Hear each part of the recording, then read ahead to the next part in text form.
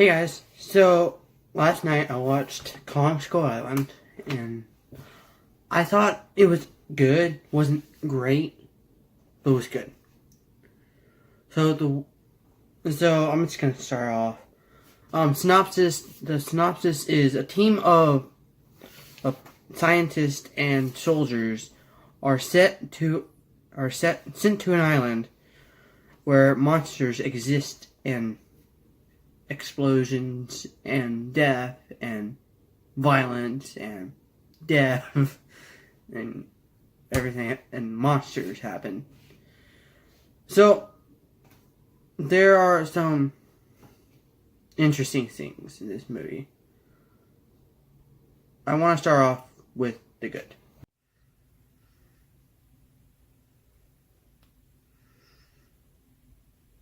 The good is Tom Hiddleston. Tom Hiddleston is very good. I like this character. It's kind of cliched, but he plays it well, and it is directed very well.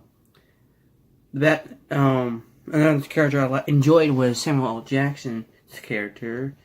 His character, it's again cliched. All the characters in this movie are cliched, but the majority part they're very, very well directed. What I liked about Samuel Jackson's character is that he didn't care that he's gonna kill people. He wanted to kill Kong. And he turns into the bad guy of the movie, even though the main bad thing is the skull crawlers. But he kills, and he sends them into like a mass grave. And in a sense kills almost all his team. And just to find one person and to kill Kong. That's the insanity that Samuel L. Jackson does very good in this movie. Another character I liked was Brie Larson. Her character is pretty much the only woman character that you actually know. There's another woman character in here, but she has not given a lot of dialogue. She's only given maybe 2-3 lines throughout the whole movie. Is that bad or good? But Brie's character is one of the few characters where her character is cliched again, but again is very directed very well. Is there good? Is there bad things about her character? Not really. Number one, she's a very good actress. Number two, her character's dynamic with Samuel Jackson's lieutenant is a very good dynamic, and they are willing to say, look, we don't agree on anything at all. You're killing Kong for no apparent reason other than that, oh, we went on his territory, we should kill him because of that. And she believes that's bad. What else she does is that she is very, very anti-war. She does not enjoy war. She's not enjoying the Vietnam War, which is set right the day after the event happened. One of the weird things about this movie is that Tom Hiddleston, Samuel Jackson, and Brie Larson are all in this movie, and they all play characters officially now in the MCU, or the Marvel Cinematic Universe. Tom Hiddleston plays Loki, Samuel Jackson plays Nick Fury, and Brie Larson plays Captain Marvel. The weird thing is, Samuel Jackson and Brie Larson, they just did a movie that was released last weekend, Captain Marvel, where it's like a buddy film, like a buddy cop film. Anyways, the VFX in this movie, for the most part, there's some not so glorious VFX. For the most part, especially in Kong, the Skullcrawlers, and every other living creature beyond the humans, and even some of the plant life, are all excellently done. For the most part, there's one time, I'll get to that later, where I didn't like it. Kong is very realistically visualized Skull crawlers are grisly, disgusting things that the final one, in glorious 3D, gets his tongue ripped out. I think, man, that's a PG-13 film? Do you have to say this film is a little more violent? Well, a lot more violent than any other PG-13 films I have ever seen. Is that good? It's enjoyable. It's okay. The music, on the other hand, the instrumentals are okay from Peter Jackman, who usually does a great job. He does a fine job here. Does he elevate it? No. But he does keep you entranced. He does keep you want to watch it. But the soundtrack, not the instrumentals, are amazing. The soundtrack is what makes the movie the movie. The soundtrack involves Red Moon Rising, pretty much a lot of Cadence, Clearwater, which is a decent band at best, but when they used it here, it's very good. Jordan Van Rock, I don't know how to say his name, Roberts. For the most part, he does a great job in this movie. I thought there were some excellent shots. There's like one shot where it was a helicopter. There's like all the helicopters, and the camera's above the helicopters, filming it from above. I thought that was very well done. There's some other shots I think that there are decent shots.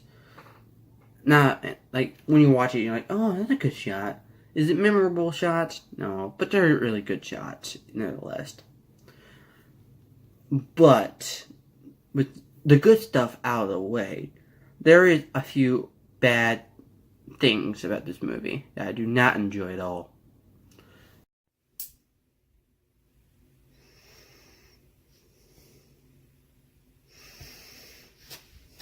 Things in the movie are John C. Reilly. I don't like his character. I thought he did a fine job with what he's given, but all he's given is exposition, joke, exposition, joke.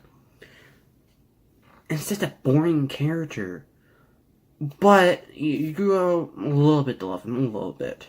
At the very end, when he goes to see his wife and son that he never saw before, he goes and he meets them.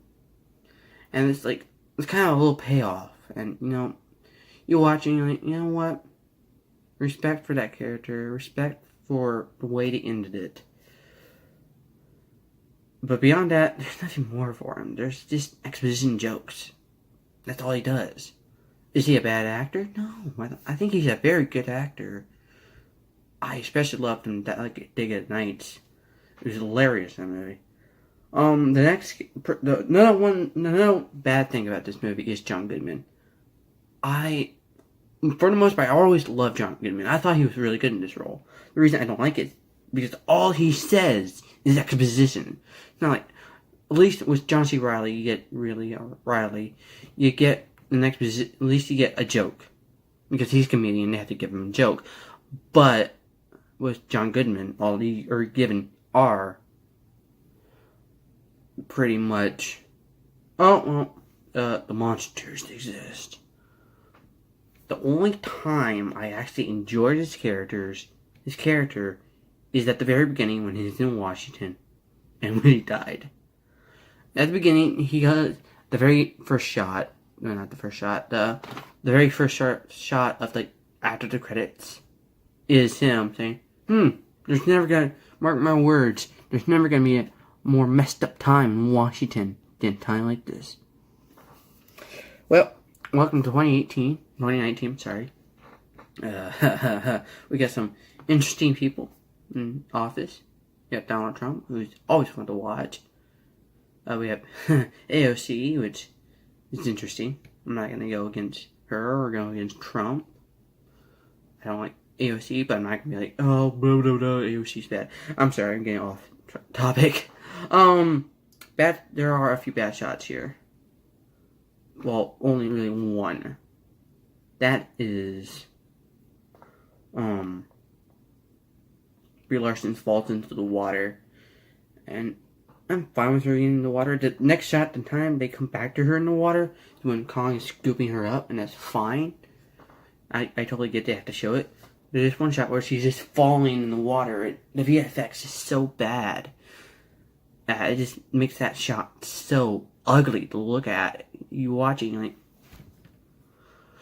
please cut to something else, and you cut to monsters fighting, and Tom Hiddleston running, and guns being shot, and you're like, okay, fine, let's do this. Ooh. But those are minor. Those John C. Reilly, John Goodman, that one bad shot are minor to what happens in the middle. In the middle, there is the village.